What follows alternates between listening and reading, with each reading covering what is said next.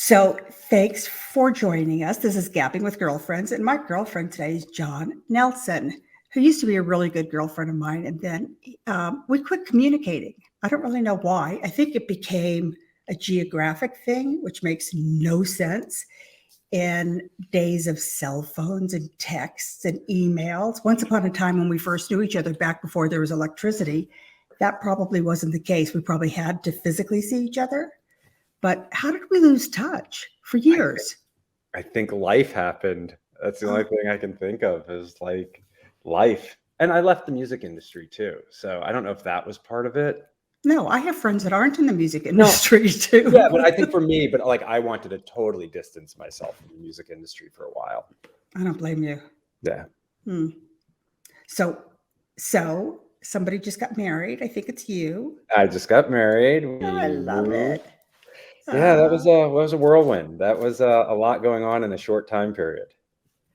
Was it a COVID thing, or did you guys know each other before? I'm starting at we should be starting at the beginning. Yeah. To when we quit speaking, but I think we're going in reverse. But you may as well tell me anyway. So what did you guys meet during COVID?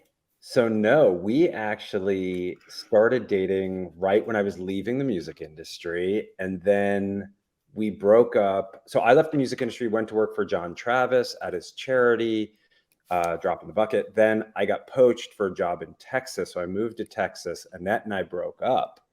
And then I decided... I don't blame her. And then I changed careers again, and I was able to live wherever I wanted. And I was like, I love Joshua Tree. So I moved to Joshua Tree, and she had already moved there and I had no idea. And No way. Yeah. And no, you must have been stalking her. You must have known. No, this is the craziest thing. So one day I'm in Austin and I get a Facebook message from some guy I don't know who's Annette's current boyfriend saying he's in a fight with her and can I help him? And I'm like, wait, what? Like, I don't know you. Why are you? And he's like, and I've been flying back and forth to Joshua Tree at this time, looking for a house. And he's like, yeah, we're up in her place in Joshua Tree. It's like I had, like, this was all new to me. I didn't talk to her for years.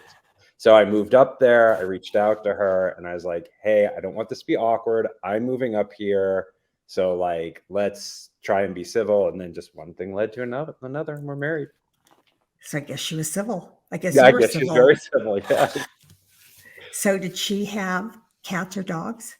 So now we have. No, but did she though before? Yeah, she has. Her and I had rescued a dog 8 years ago. So she has a dog. She has another dog. I have my 2 dogs. And she got custody of that one? She has custody of. Yes, she has custody of Doda. That was her Christmas present. We were at the Pasadena flea market, and the Pasadena Humane Society was there. And we fell in love with this dog, and we rescued. It was an early Christmas present for her back in like 2014. How much do you like that Pasadena Humane Society? As far as humane societies go, I love them so much. So I think you know this. Baloney, my dog, comes from the San Diego Humane Society, which is one of my favorite, and Pasadena would be second.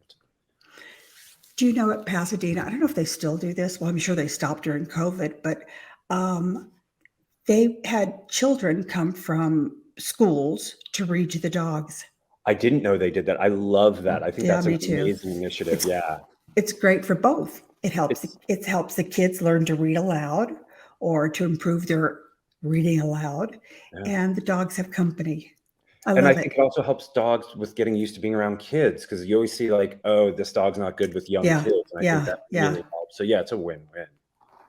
Okay, so how many do you have between you? So now we have Doda, the one we rescued in 2014.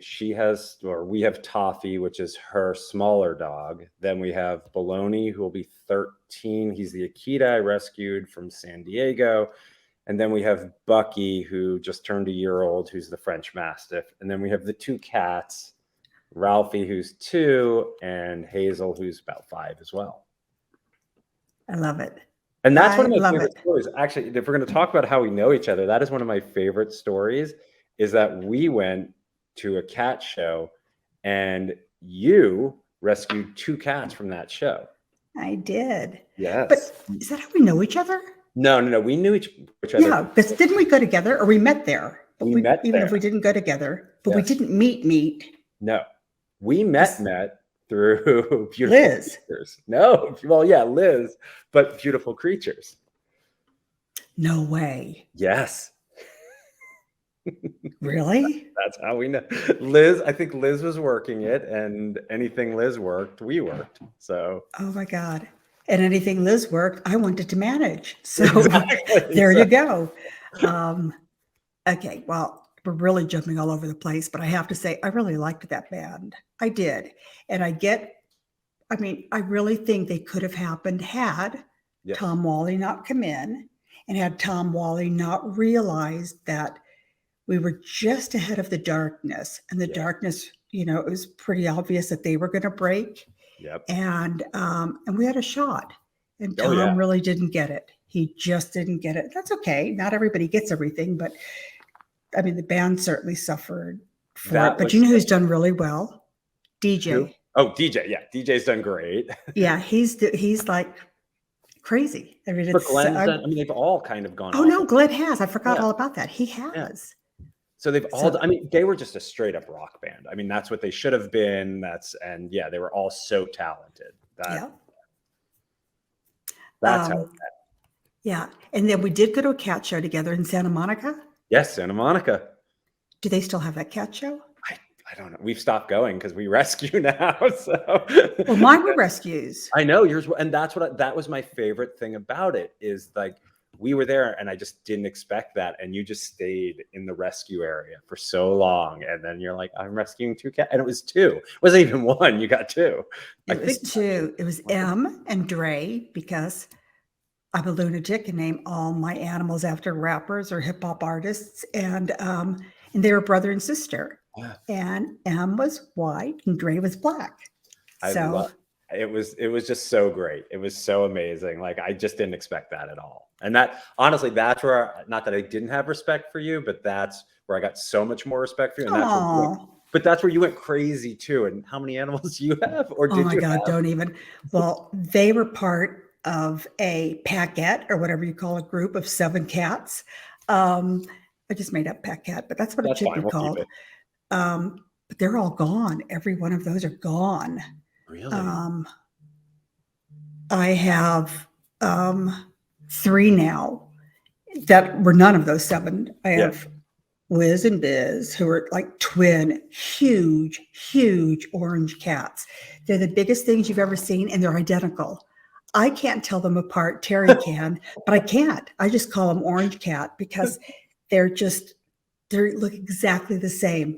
One, Terry says, and Debbie can tell too, but Terry says one looks like he's kind of wearing a necklace because there's like a mark around his neck.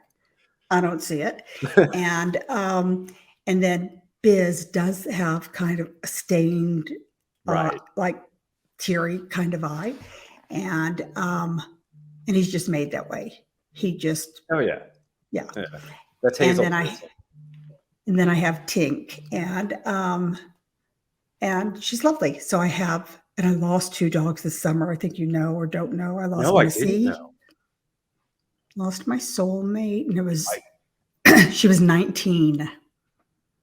Oh my God, what I would do to have an animal for 19 years. Well, it was just 19 years of pure heaven, and not long enough. She really was my soulmate, but I think she lived with.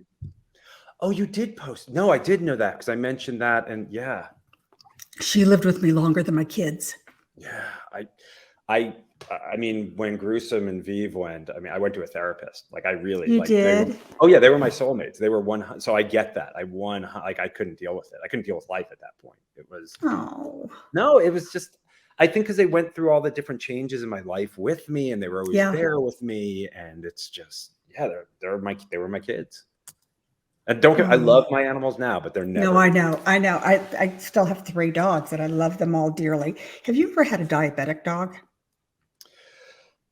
We think Vive was diabetic. Bucky right now, the puppy, there's something going on with him. But as far as just straight up diagnosed with diabetes, no, I have not. But Baloney's gone back and forth on a few different things, and Vive, we think, we were never able to diagnose it completely. We have no idea what happened with her. Like, she just started going downhill. So yeah, we can. Are you giving fluids, or you have? No, I have to do insulin. You have to do the twice insulin. a day. And I have to, well, I was taking blood from the ear to like every 2 or 3 hours to monitor the glucose. Yeah. But now he's wearing this thing, it's called Freestyle Libre 2, and it's what people wear when they have diabetes. So he's wearing that. So it makes life so much easier than having to prick him all the time. But it is definitely hard work having a dog with diabetes. It's just hard. And he's, for some reason, isn't regulating well. So anyway, that's a whole new chapter of my life.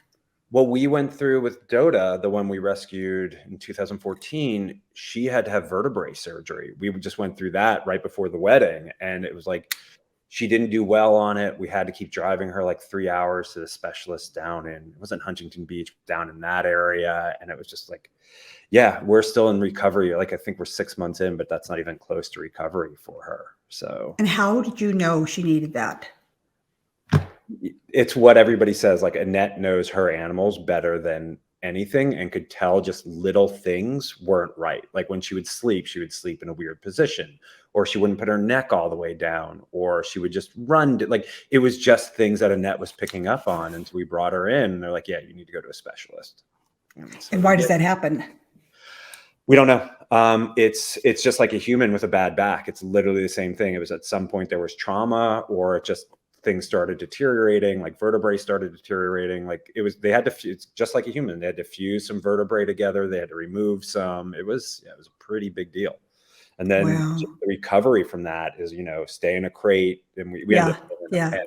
Yeah, because the crate was never going to work. So we put her in a pen for a few months, and then she just had she didn't heal the way she should have. And so we just kept driving back to the only vet in Southern California who could help us.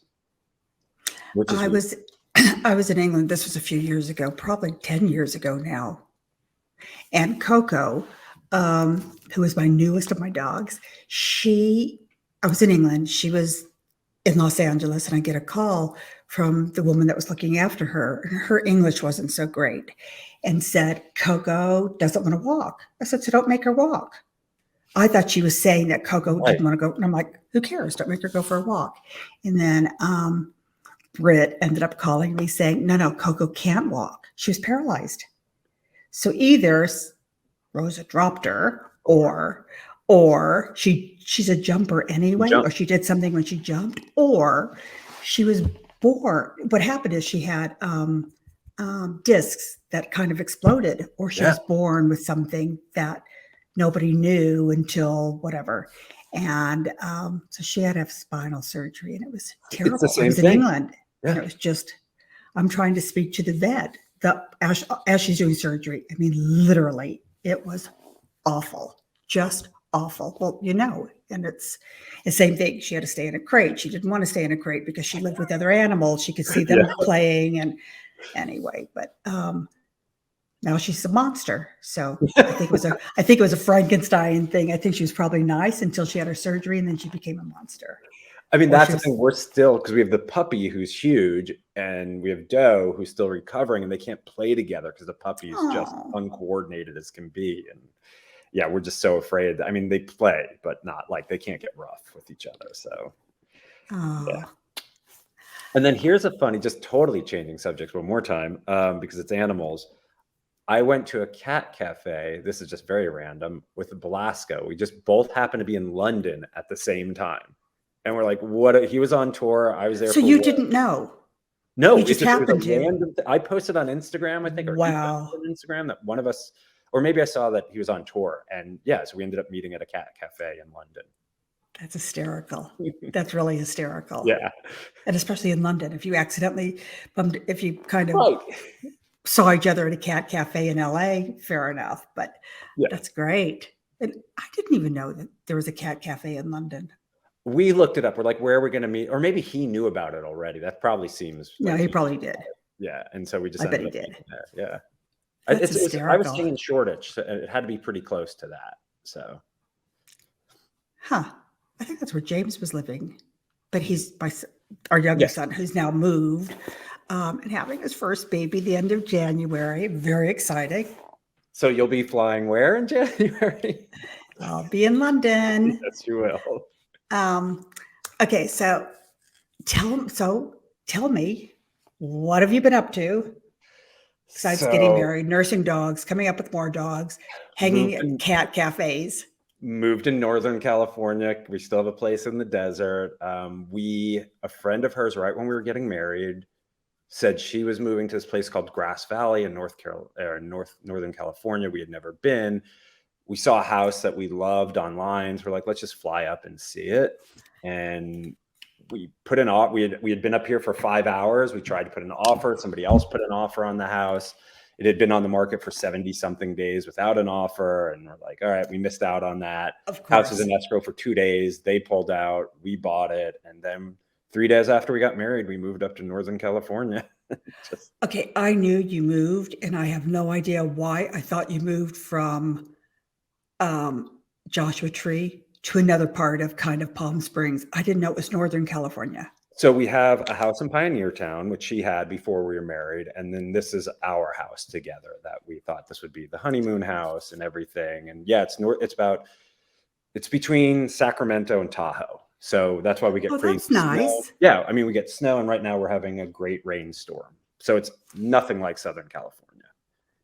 So you'll have 4 seasons there. It's called like the New England of California, and that's why we moved here, is because we wanted change of season. Yeah. You moved, you get it. Yeah, totally get it. I had no idea though. I just thought it was another area down there. And it's amazing because it was like voted one of the best places to retire, which is so not us at all. And so it's like, just we're in the middle of nowhere again, but now it's just change of season, much different atmosphere and environment than we're used to. But we've been here 3 months. We're settling in now. So, did you know people? No, we'd never even been here. We know no one. Like we love the house. Who does that? Crazy people. I get it. No, Yeah. I get it. I'm crazy though. But we were looking in Utah. We were looking in Arizona. Like we were looking everywhere. Like, let's just get someplace. Do you have friends now? No, not really.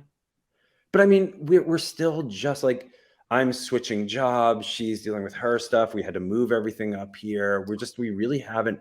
We go out, like we have our date night once a week where we go out to like a different bar, restaurant, whatever. But that's really it. So, and then That's my mom great. came to visit and all that craziness. So yeah, it was just, now we can. Who needs friends?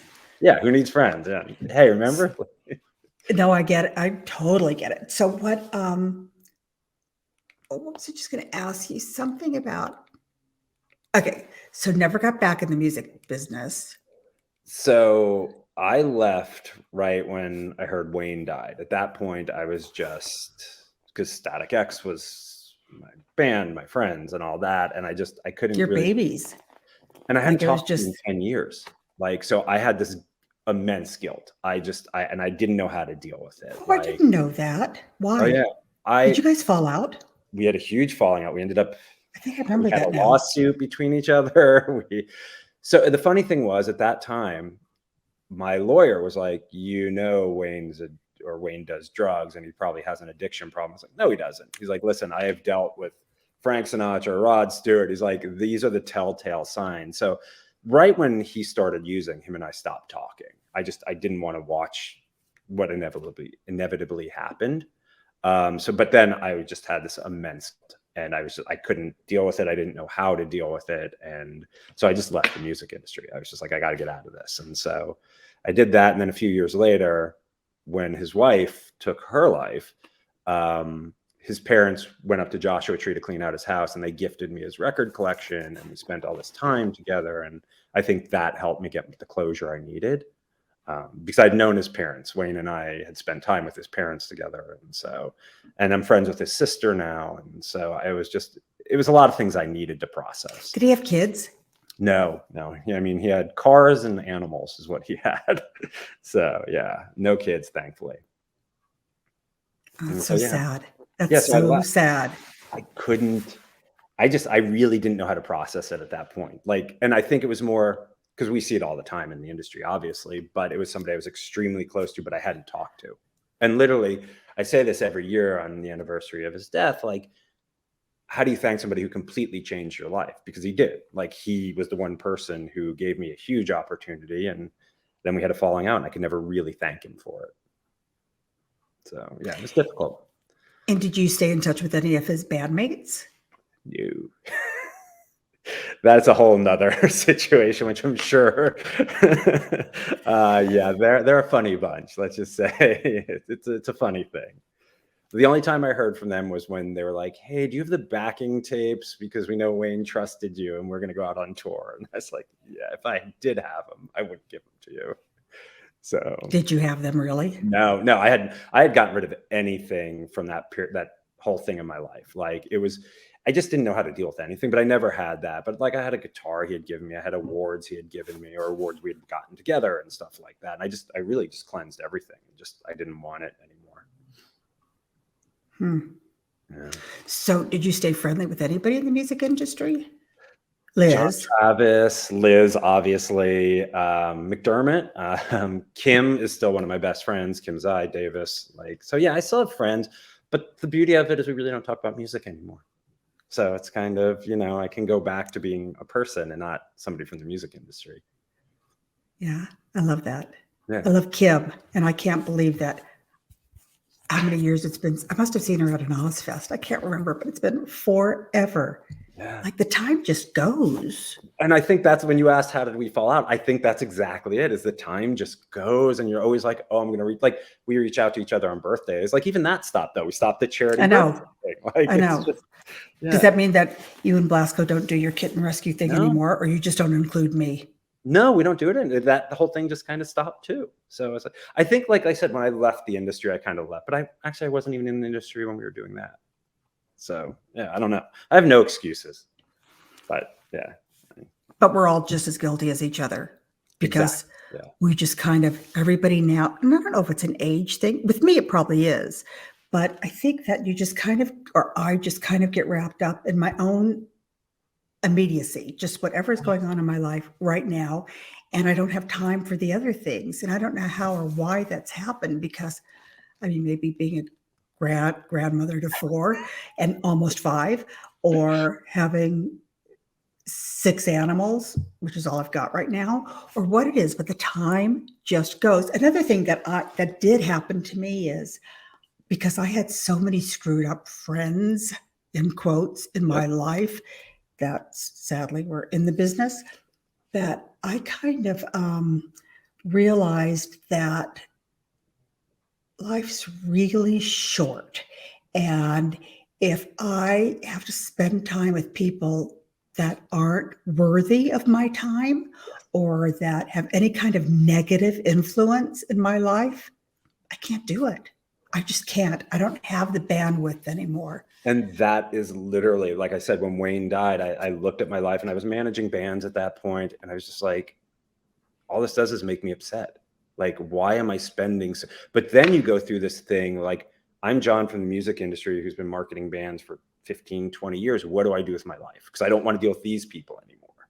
So now, and so I went through a whole, I've got to figure out who I am.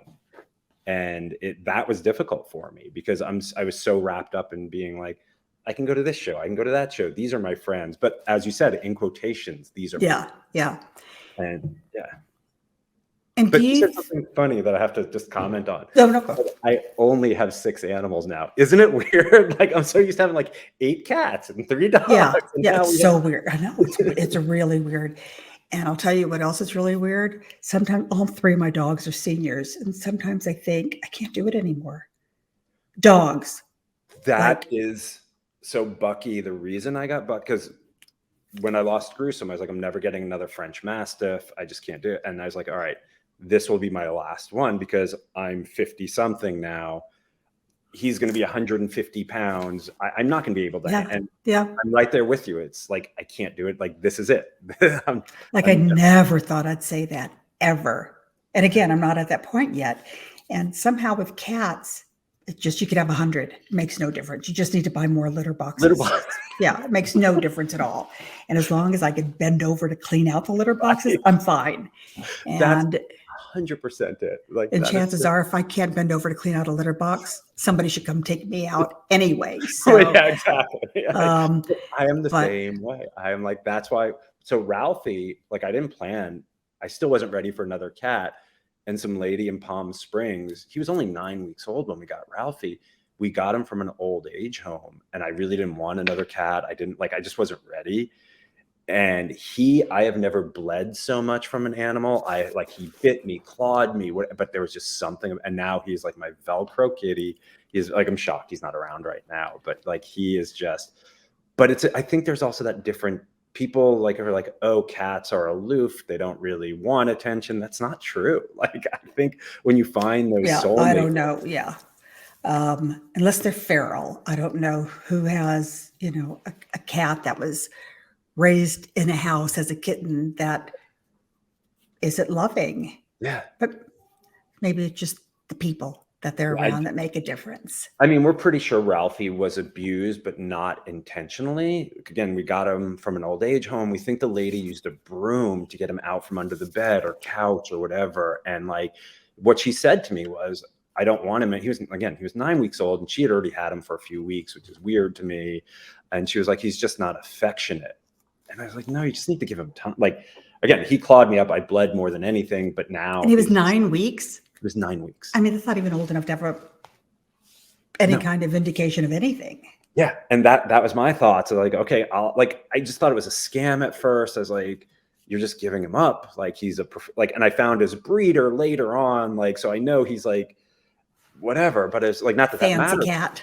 Yeah. He's a fancy, he's got his papers and all that, but he just needed to be a cat or be a kitten and not be, forced to do anything. And so, yeah, but the whole thing's weird because we're kind of like, we're at 6 animals, which seems like a lot, but I've had 11 by myself before. And you were younger. So it was easier. I was busier. I had all the bands and everything. So, yeah. So do you think street teaming today exists? Not the way it did. I do, yeah, but in a totally different way. It's funny. I look around and I like, that's still street teaming, but it's just and I think so now I work, this is going to be a great segue. I now work in blockchain, and I feel like there are parts of it that can replace street teaming if done correctly. Like, everybody always asks me what NFTs are, and I'm like, it's just a new fan club, but everybody right now is just trying to make money. But that's not what it is. Like, you have bands like Avenged Sevenfold that have done a great job with this. And then you have people out there who's just trying to make a quick buck, and that fails miserably and blah, blah, blah. But no, I do think it's still around. I think we could shift to like I said, fan club model or merch model, which I think merch could definitely work. But I think there are things that can be done with new technology. And I'm not talking Instagram or anything like that, but I think that, which is a great help, don't get me wrong. But yeah, I keep thinking like, oh, I'd love to just test this with the band. I won't, because I'm old and I'm out of touch now. But I think somebody will do a great job with this. Yeah, with using technology to bring back real street teaming. Because it seems like now with social media, that's the street teaming, or with mailing lists that are digital mailing lists. When once upon a time, they were paper mailing lists. Can you believe that? How bizarre is that? I love that. So we're going to go back to Static X. We used to have the paper mailing list. And then we would, like, after the show, we would invite everybody to get Astro Burger. We'd take everybody to Astro Burger. And it's like, but now people are just like, oh, buy my VIP pass, but that's it. Like, there's no communication. And I think younger bands can really use technology to do a lot of different things to connect with your fan base and grow it. And I just don't think people want to do that anymore. They want to be on social media, and that's it. Isn't that weird? It's so weird. It's age. It's our age. Not our age, because I'm much older, but it has to be an age thing. It's such an age thing. Kids just like what they know how to do. They don't. Do you know kids today don't use cursive? That is so funny you just brought that up, because I work at a company now, and we were talking with a friend of ours who does our design, and he lives in Germany. And he was like, what do you mean they don't teach cursive in the United States? He's like, we still teach it here. And I'm like, yeah, it is not. And I just think, because I was going to say this, I think expectations from, I'm going to sound so old here, expectations from kids are totally different now too. They expect I should be able to reach out to an artist, celebrity, whatever on social media, and they should respond to me. Like, that's just their expectation. Oh no, something has happened where there is this sense of entitlement that never existed the way we know it now. Yeah. I mean, the way people want to start a job straight out of college with a title. There's no such thing as interns or mailroom or whatever you call these things these days. It's vice president. Annette, my wife, she does recruiting, and the stories I hear is like, okay, what's my title going to be? Like, she just made somebody an offer and they're like, no, I want 50% more, even though I don't have experience. And it's just like, how? But it's just what they assume. It's that entitlement that, you know, how many times do I hear I'm too pretty to work retail, or I'm too pretty to work fast food? I'm like, wow, that must be nice. Because when we were growing up, I worked all the crappy jobs. No, but I can't. I mean, it's funny that you said that, because it's a number of people. I know a young girl. She's not so young anymore, but when I knew her, she was young. I keep bouncing around because this is a whole new. Because we haven't talked in so long. No, but it's a whole new frame thing, and I can't figure out where I'm centered. But anyway, I'm never centered.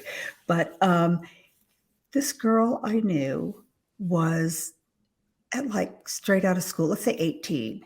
She went to look for a job. This was years ago too. She went to look for a job. Let's say 20 years ago. She went to look for a job, and there wasn't anything. She didn't have a college degree, which I don't think people today need. But I don't have but anyway, she didn't. Neither did I. But she didn't have a college degree, and so there were only so many things she could do at the time. One of which was retail, and she was offered a job at like a Banana Republic sort of store, or whatever, just like a normal store.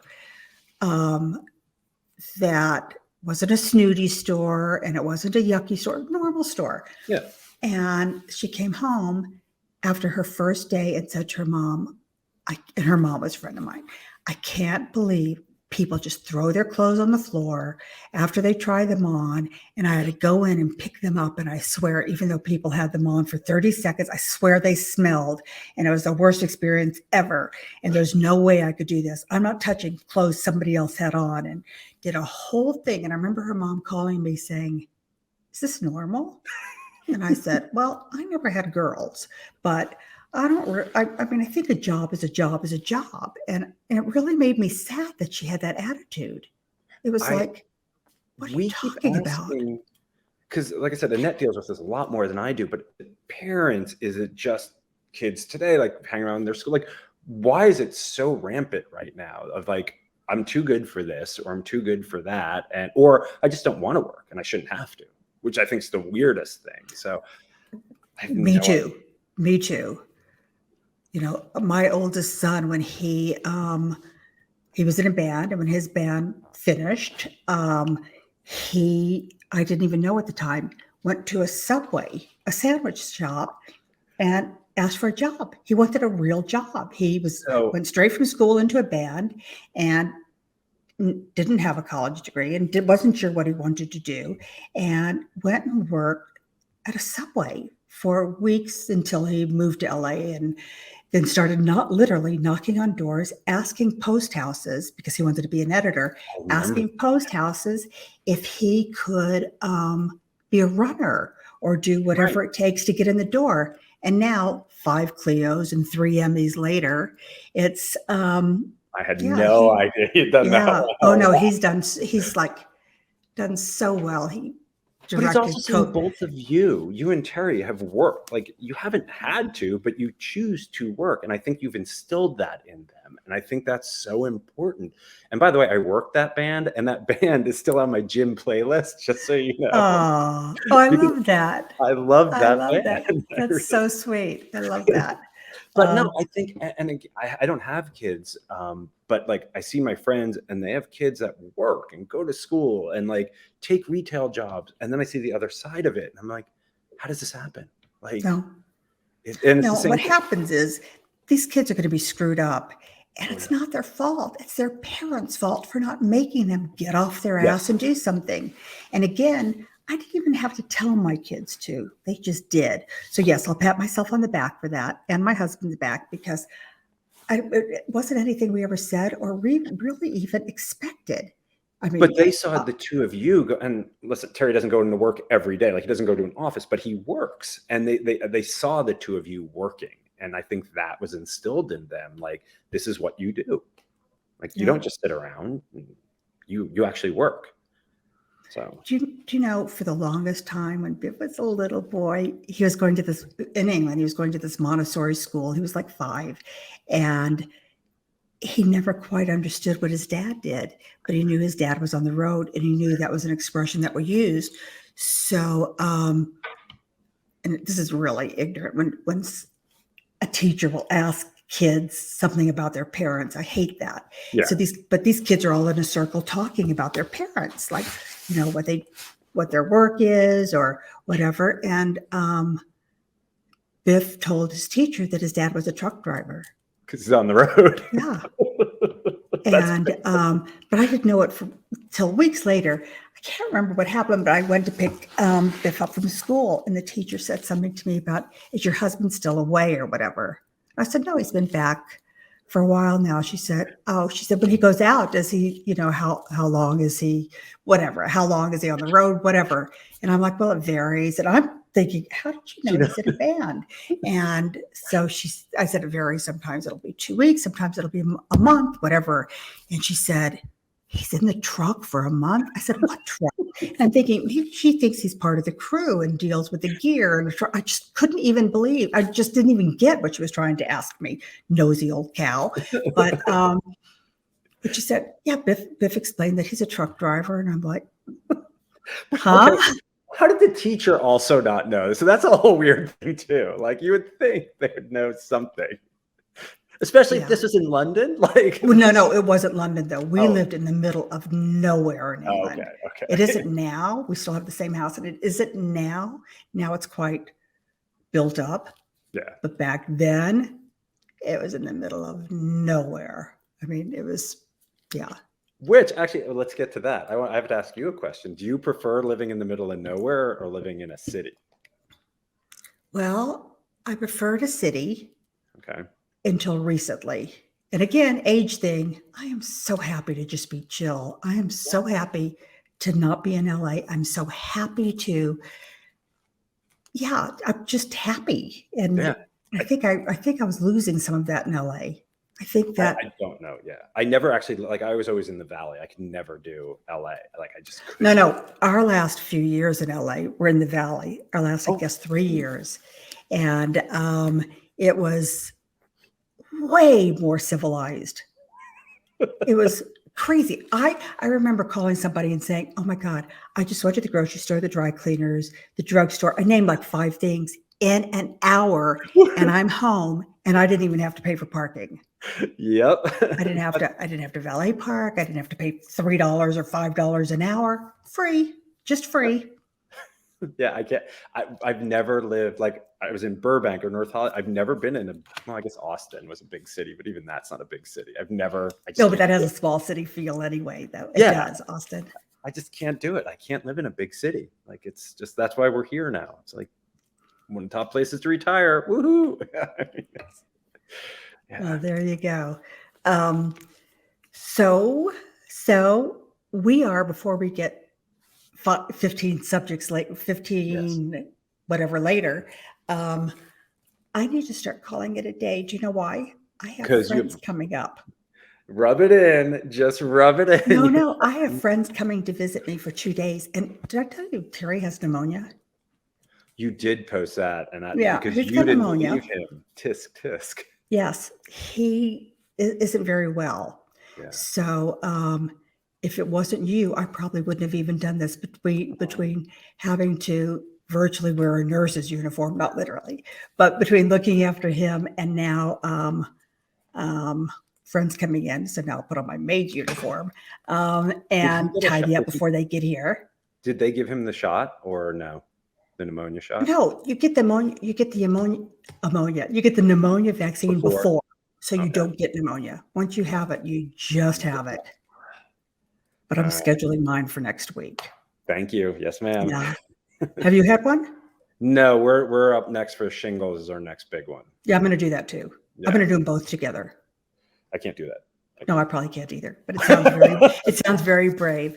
But can we finish this next week or a different day? I would love to. And we still have 20 years worth of conversation that we've missed. So yes, go spend time with your friends. Show off that you have friends, and we don't. But fine.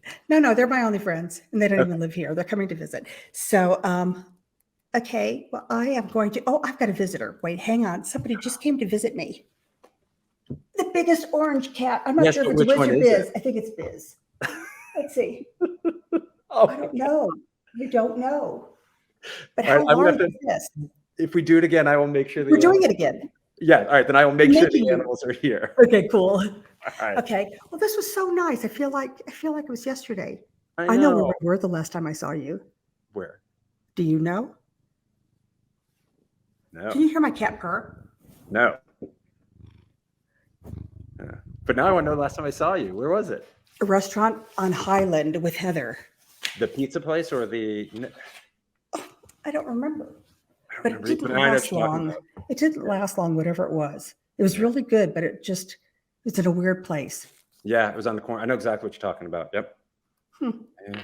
That was a long time ago too. Wow. A really long time ago. Yeah, okay. That's bad.